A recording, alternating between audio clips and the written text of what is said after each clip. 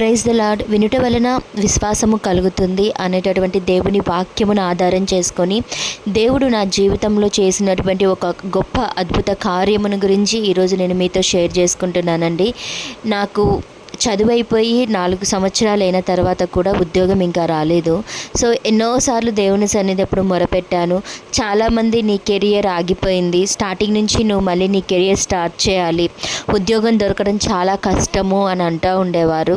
So ఎన్నో ఇంటర్వ్యూస్కి వెళ్ళాను, attend అయ్యాను, లాస్ట్లో రిజెక్ట్ అవుతూ వస్తున్నాను. సో ఏంటి ప్రభువా నా పరిస్థితి అని చెప్పి దేవుని నామంలో మొరపెట్టినప్పుడు దేవుడు నాకు ఒక గొప్ప వాగ్దానం ఇచ్చారు. యెహోవా మీ మధ్య అద్భుత కార్యములు చేయును అని. అట్టి వాగ్దానమును నేను ఎత్తిపట్టి ప్రార్థన చేసినప్పుడు అనుకోకుండా ఊహించని రీతిగా దేవుడు లేని దానిని ఉన్నట్టుగా చేస్తారు కదా, అట్లాగా నా జీవితంలో ఒక యూనివర్సిటీలో అసిస్టెంట్ ప్రొఫెసర్గా నా కోసం ఆ యూనివర్సిటీ క్రియేట్ చేసినట్లు అనుకోకుండా నాకు ఆ జాబ్ రావడం జరిగింది.